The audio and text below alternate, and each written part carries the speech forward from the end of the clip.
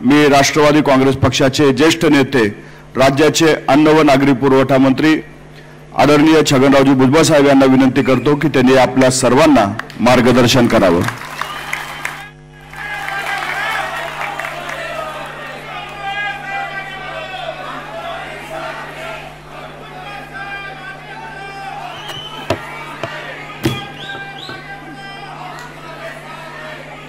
अरे हाँ, आगे बढ़ता हूं, तुम लोग साथ में चलो, पीछे नहीं रहो। सबको आगे बढ़ो और तुम किधर जाता है?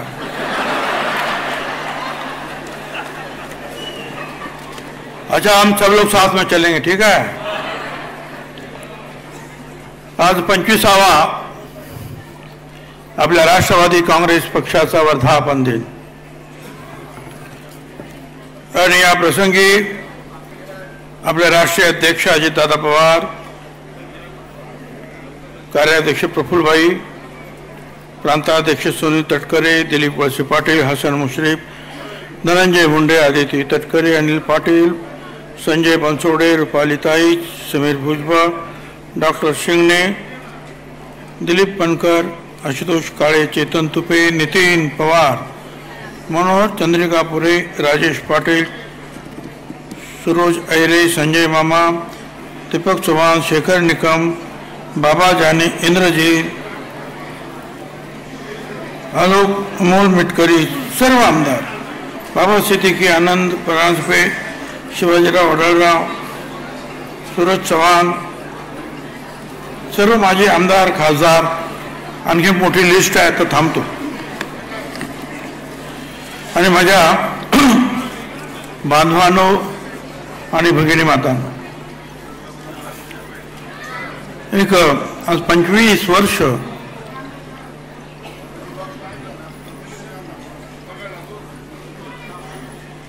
खरं म्हणजे 25 वर्ष जे आहे त्याच्या पूर्वीचा काही गडबड आहे का?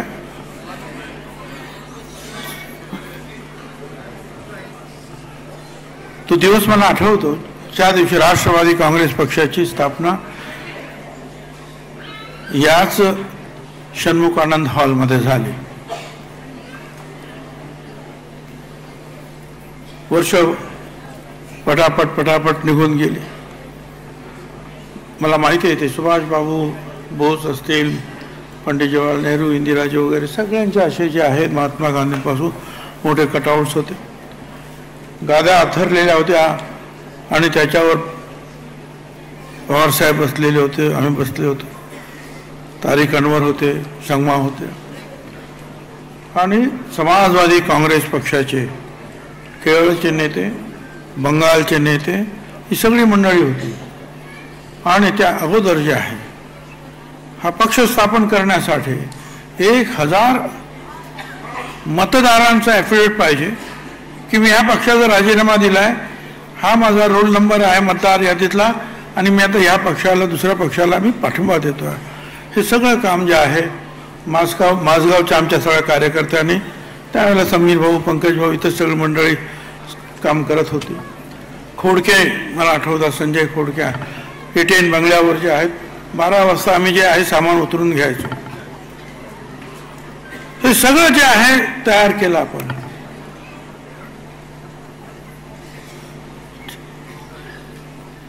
निशाणी इथे ठरली, चरखा जो आहे देण्यात आला, समाजवादी काँग्रेस पक्षाची निशाणी आम्हाला म्हणून त्यांनी काही दिला तो चरखा, आणि समाजवादी काँग्रेस पक्ष राष्ट्रवादीमध्ये विलीन झाला।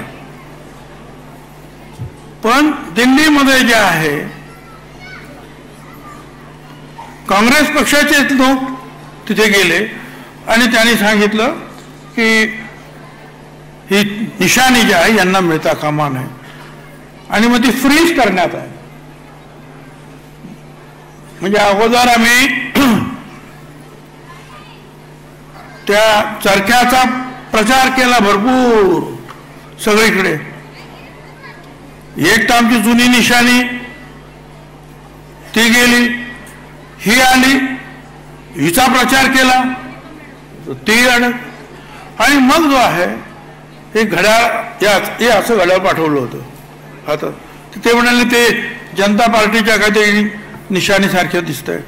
आता काय करायचं सगळं ते आपल्या माझा जो आमचा जो सरकारी बंगला होता E10 तिथेच आपल्यापैकी बरेचसे लोक होते, मुंबईचे लोक होते. शिवाजीराव आढळराव वगैरे सुद्धा तेव्हापासून मिटिंगा घेत होते. रात्रंदिवस काम चालू. मग त्या घड्याळाला आम्ही खाली 2 टेकू लागले आणि झाला हा टेबल क्लॉक. म्हणले आता बरोबर आहे. झेंडा वगैरे सुद्धा तिथेच आपण तयार केला, सगळं काही तिथे तयार केलं. आणि इथे जे आहे भव्य अशी चांगली सभा झाली. आणि ताबडतोब संध्याकाळी जे आहे शिवाजी पार्क लोकांनी फुलून गेलं होतं. बाहेर गर्दीच गर्दी, भाषणं झाली जोरा. आणि मग पक्षाची स्थापना आम्ही जाहीर केली.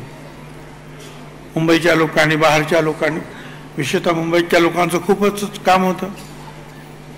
मला परत सांगितलंच पाहिजे की पवार हे आपले समीर भाऊ भुजबळ असतील किंवा त्यांचे मित्र आणि पंकज भाऊ वगैरे सगळे कोण इकडे काम करत होतं, कोण तिकडे काम करत होते. 2-2 दिवस घरी गेले नाहीत. पण अतिशय यशस्वी झाली ती मीटिंग. आणि आता आपण कामाला सुरुवात करणार तोपर्यंत 6 महिने आम्हाला मिळणार होते असेंब्लीच्या इलेक्शनसाठी. आणि त्याच्या अगोदर आली लोकसभा. पण त्यावेळेला ते बीजेपीचं इंडिया काय शायनिंग इंडिया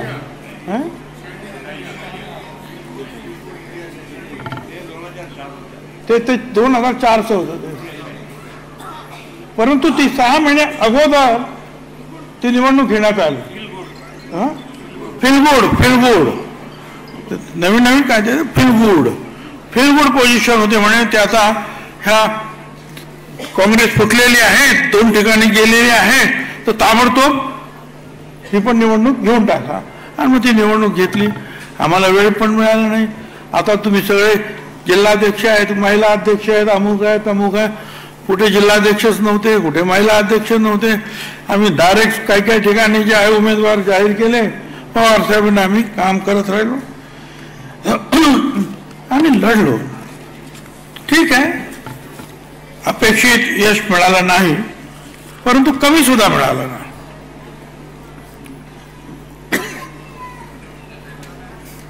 परंतु त्यानंतर आज मात्र जे आहे एक वेगळ्या पद्धतीमध्ये या 25 वर्षामध्ये राष्ट्रवादी काँग्रेस पक्षाचा हा वर्धापन दिन आपण साजरा करीत आहोत. आता अधिक काही जुनं मी काही सांगत बसत नाही, पण इतिहास कधी कधी लक्षात ठेवावा लागतो. राज्याचा अध्यक्ष म्हणून मी काम केलं सुरुवातीलाच. लोकसभा निवडणूक आता नुकतीच पार पडली. हे खरं आहे की लोकसभा निवडणुकीमध्ये महायुतीला ठेच लागलेली आहे, हे नाकारून चालत नाही. ते खरं आहे, ते खरं आहे. आता ती पुढे ठेच लागणार नाही, त्यामुळे कसं सांभाळून चाललं पाहिजे, दगडधोंडे कसे बाजूला केले पाहिजेत याचा विचार करायला पाहिजे. अडचण कुठे झाली याचा विचार करायला पाहिजे.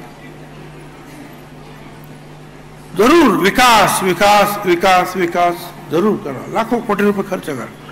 मी मगाशीच विचार करत होतो, मुंबईमध्ये ज्या रस्त्यावर जाल तिथे काम सुरू आहे.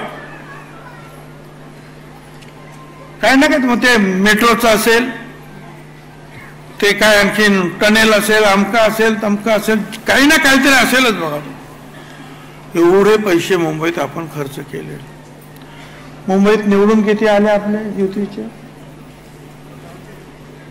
मला तर वाटलं सगळेच निवडून येतील युतीचे.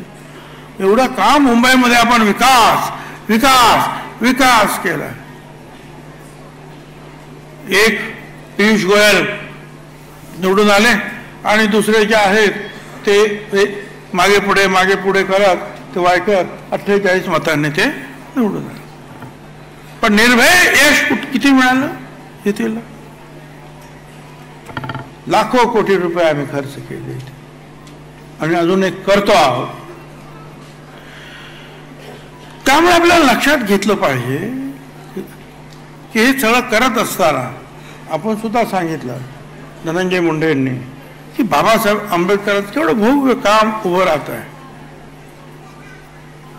परंतु शेवटी काय तुम्ही आम्हीच म्हणतो ना की हे दोन समाज जे आहे मोठ्या प्रमाणावर आपल्याला सोडून बाजूला झाले. का?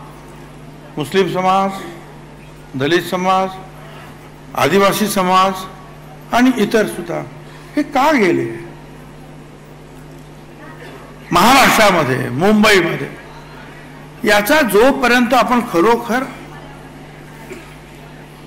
विचार करणार नाही, मनाशी खोटी समजूत आम्ही करून घेऊ, आम्ही ह्याव करून त्यों करू. आजार काय झालेला आहे तो ओळखता आला पाहिजे. तो आजार ओळखून त्याच्यावर औषध काय करायचं आहे ते ठरवलं पाहिजे. मग यश आपलं आहे.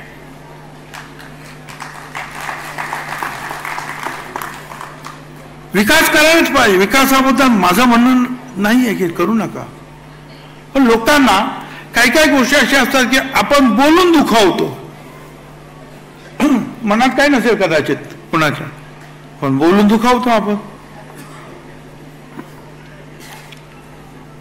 मुसलमानांवर हे करायचं, मुसलमानावर ते करायचं, मुसलमान हे करणार, मुसलमान ते, बोलून दुखावलं आम्ही. मी तर त्या मीटिंग मध्ये सुद्धा सांगितलं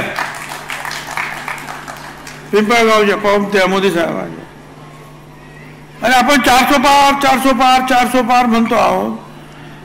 त्याचा प्रचार असा झाला की 400 पार करून संविधान जे आहे हे बदलण्यात येणार आहे. तो त्याच्यामध्ये तथ्य नसेल, पण प्रचार झाला.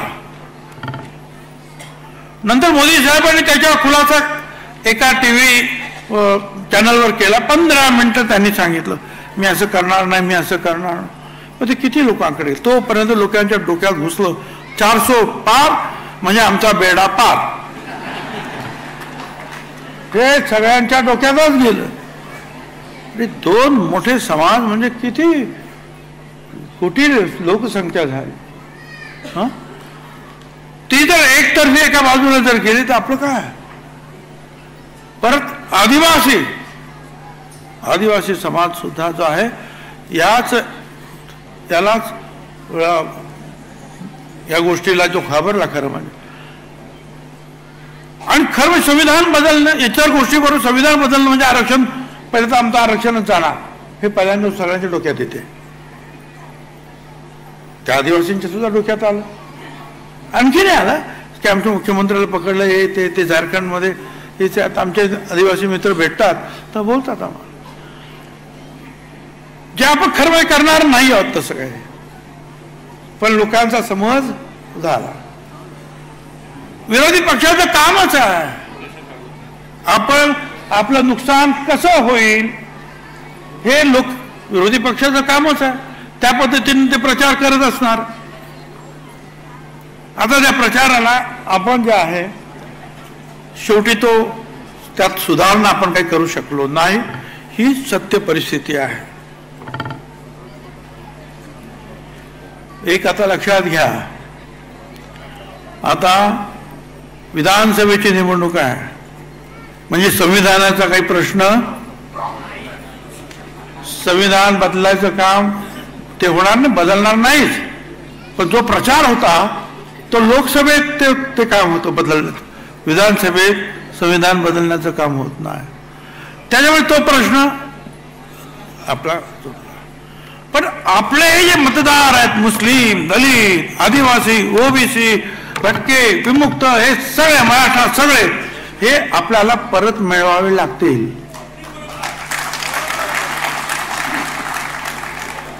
दुसरे कोण काय म्हणतो आणि कोण काय म्हणतो ते राहू द्या बाजूला. राष्ट्रवादी काँग्रेस पक्ष म्हणून आपल्याला या गोष्टी कराव्याच लागतील. प्रफुल्ल पटेल कार्याध्यक्ष आपल्याला मला सांगायचं आणि अजित दादांना मी पुन्हा सांगतोय, दलित, मुस्लिम, आदिवासी, ओबीसी, भटके आणि सगळे मराठा हे आपले सगळे मतदार परत आपल्याकडे येतील याचा विश्वास त्यांच्या मनामध्ये निर्माण करावा लागेल. आपण आता इतरांबरोबर असणार, युतीमध्ये काही गोष्टी मान्य कराव्या लागतात, काही गोष्टी मान्य कराव्या ते करून घेत नाही. परंतु मतदार शेवटी बाबासाहेब आंबेडकरांच्या संविधानात प्रत्येकाला एक मत, एक मत, एक मत, प्रत्येक जातीला, धर्माला, आम्ही गरीब एक मत. मग आपण ती मतं घालवून आपण कशी काय निवडून येणार आहोत? त्याचा फायदा जो आहे आज विरोधी पक्षाला मिळाला. बरं, ह्या सगळ्या गोष्टी आपल्या इथे झाला का? अख्ख्या भारतात अनेक ठिकाणी झालेलं पाहायला मिळतात. युपी मध्ये झालं, अशाच काहीतरी प्रचार झाला तिकडे पण. युपी मध्ये कोणाला वाटलं तर युपी मध्ये कमी होतील, शक्यच नाही म्हणे. एकदम जे आहेत खाली आले आणि तिथे जे आहे इंडिया जे आहे म्हणजे पुढे गेले.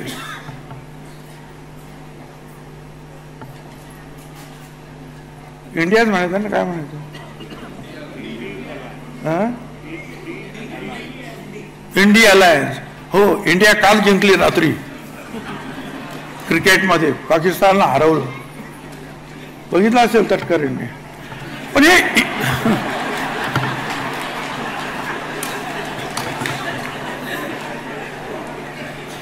इंडिया अलायन्स जे आहे यांच्यामध्ये यांनी जो आहे दिशाभ्रम करण्यामध्ये ते यशस्वी झालेले आहे. आपण हे सुधारणार आहोत का? आपण छत्रपती शाहू फुले आंबेडकरांचं नाव घेतो, आपल्याला आपण त्याच मार्गाने जाणार म्हणून सांगतो. ते आपल्या कृतीमध्ये आपल्याला दाखवावं लागेल की आपण या मार्गाने जात आहोत. त्याला तो विश्वास द्यावा लागेल की आमचा मार्ग हा होता ना, बघा आम्ही याच मार्गाने चालतो. ही सगळी मतं आपल्याला घ्यावी लागते बरोबर. सर्व धर्माची, सर्व जातीची, सगळ्यांची मतं घ्यावी लागेल. त्यासाठी काम करावं लागेल. मी फारसं काही जास्त बोलणार नाहीये, थोडंच बोलणार आहे.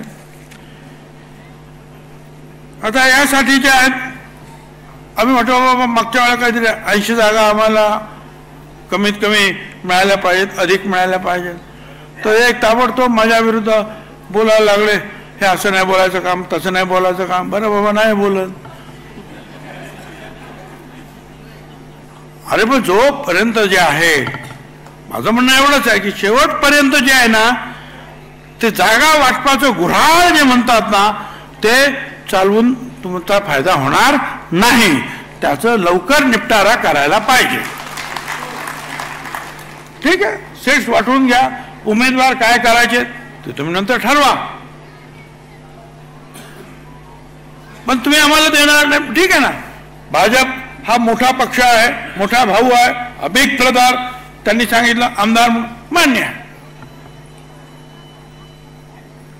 पण आम्ही सुद्धा सांगितलं होतं बाबा, आमचे 40-45 काय माणसं असते ते आमदार, ते शिंदेची सुद्धा आहेत. आता त्यांना जेवढे मिळणार तेवढे आम्हाला जागा मिळायला पाहिजेत. असं म्हणू नका की ते शिंदेच्या आता जे आहेत खासदार जास्त आले आणि ते जास्त येतील, आमची कमी, असं नको करायला. सगळ्यांना जे आहे समजून काम करावं. मी त्यांना सुद्धा सांगतो, तर एकमेका करू सहाय्य वगैरे धरू, सुपंथ सरकार स्थापन करू. बरं, भांडणं बिंडणं काय करायचं नाही. तर ते करायला पाहिजे, ते लवकर करा. आणि याच्यामध्ये जे आहे सगळ्यांना उमेदवारी द्या.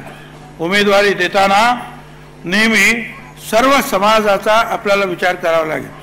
दलित आणि आदिवासी त्यांच्या तर राखीव जागा आहेतच, त्याच्यामुळे त्यांचा 99% प्रश्न सुटलेला असतो.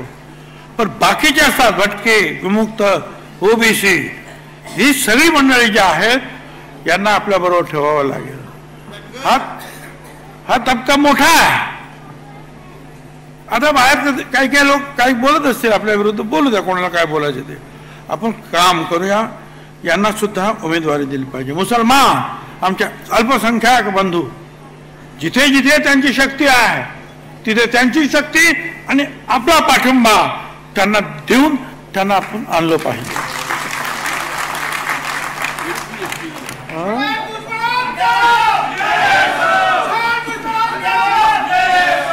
याचं कारण असं आहे की छगन भुजबळ उभं राहिल्यानंतर जर मुसलमान समाज मला मतं देणार असेल तर जिथे मुसलमान समाज अधिक आहे त्याचा उमेदवार उभं राहिल्यानंतर छगन भुजबळने सुद्धा त्याला मत द्यायला पाहिजे.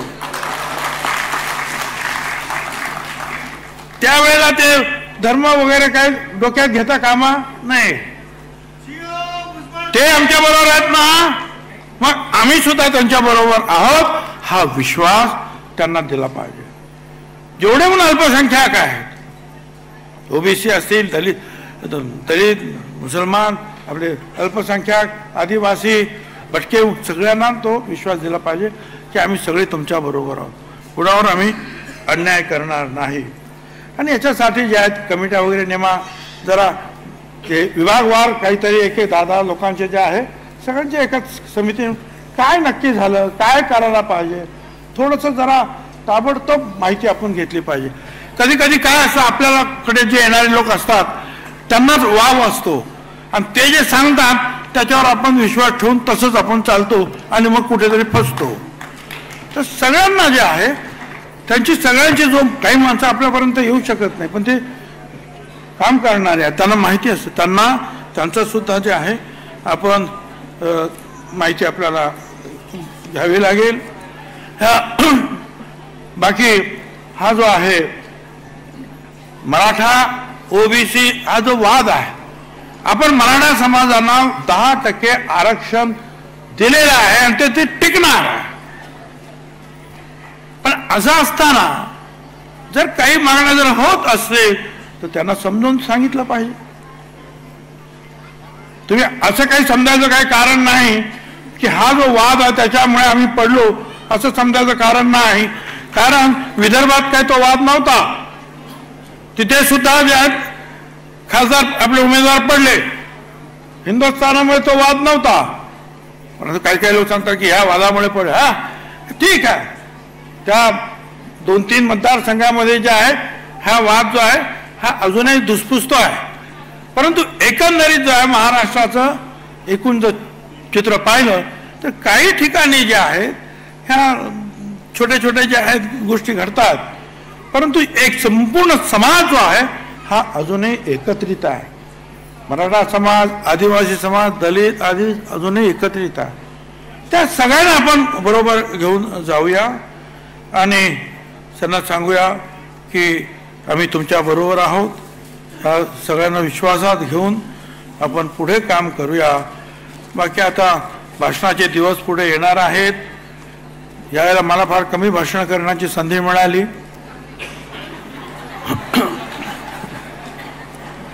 आता काय काय लोकांना वाटत होतं याला बोलवलं तर माझी मतं कमी पडतील, काय करायचं, मी न जाऊन सुद्धा असा काय फायदा हवा नाही. काय करायचं, कोणाला वाटायचं याचा फोटो छापला बॅनरवर तर आपली मतं जातील, मग ती पण गेली आणि ही पण गेली. आता आपण म्हटलं ठीक आहे, आराम आनंद, तर ठीक आहे. आता आपण पुढे काम करायचं आहे आणि सगळ्यांनी आता आपल्याला जे आहे दमदार कविता वगैरे वाचून दाखवलेल्या आहेत, शेर शायरी झालेली आहे. तर त्याप्रमाणे काय बोलायचं काय, हा महत्वाचं आहे. मुंबई शिक्षक मतदारसंघामध्ये आपले अधिकृत उमेदवार श्री शिवाजीराव नलावडे उभे आहेत. यापुढे 26 जूनला मतदान आहे. कहाँ गए भाई, कहाँ शिवाजी महाराज, खड़े रहो. सगळ्यांनी जे आहे